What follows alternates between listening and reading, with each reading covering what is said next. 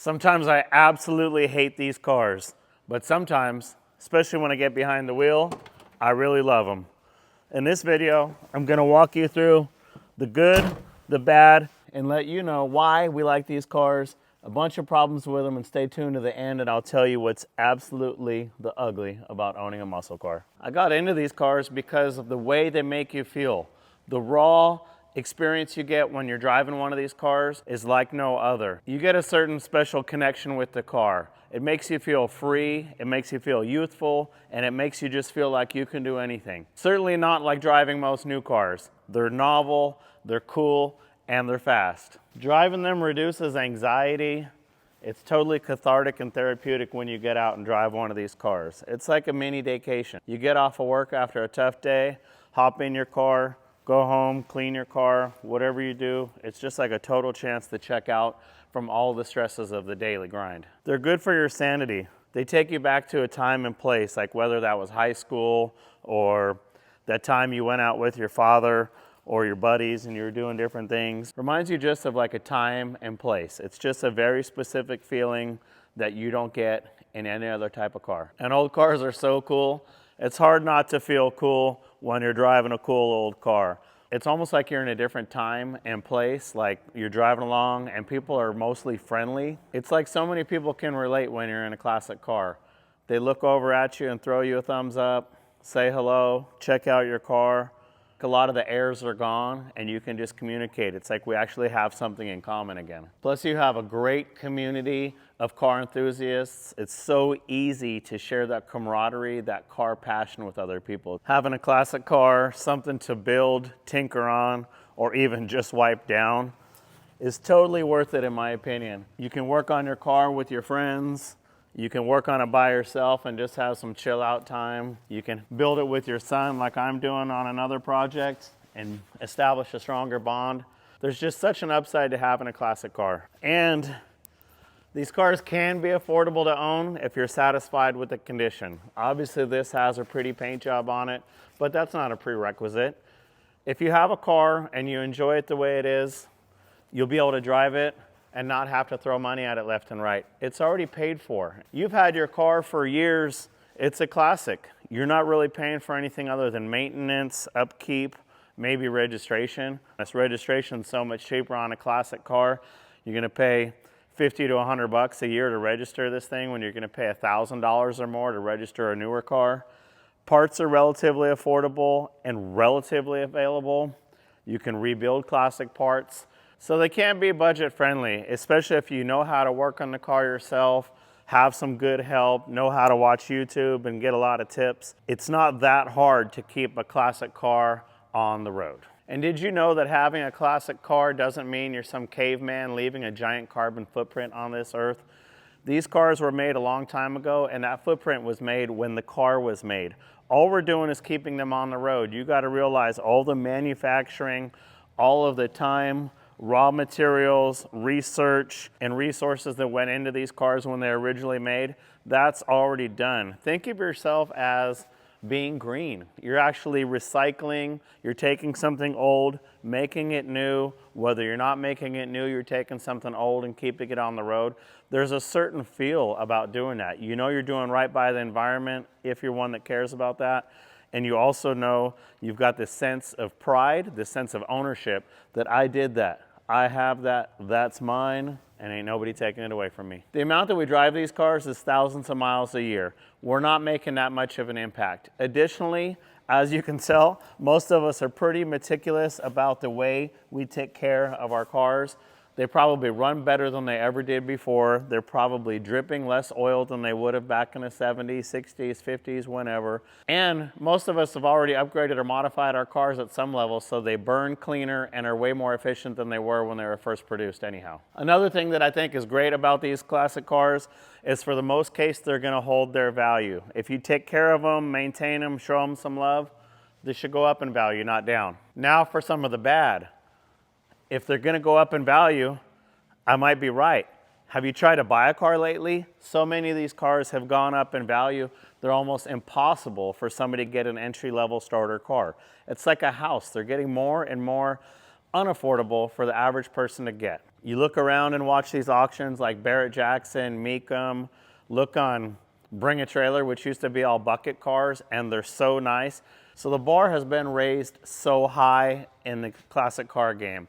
You're seeing so many people try to build a car at such a higher level than it originally came out with that keeping up with the Joneses is not going to be easy. Speaking of which, parts are getting so expensive.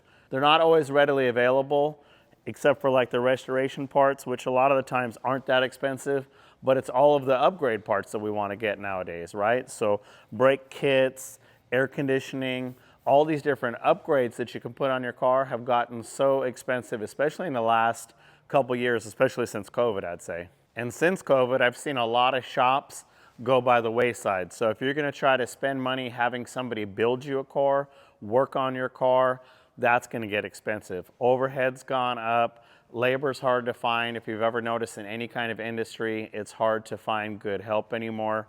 Hopefully you can work on your car yourself, then you might be able to afford it. So what happens is you got so much time, money, emotional investment in these cars, you don't want to let it sit outside. So what do? You park your classic car inside and you park your brand new car outside. Perfect case in point, my son's 65 Chevelle sits inside while my wife's brand new $75,000 Volvo SUV sits outside.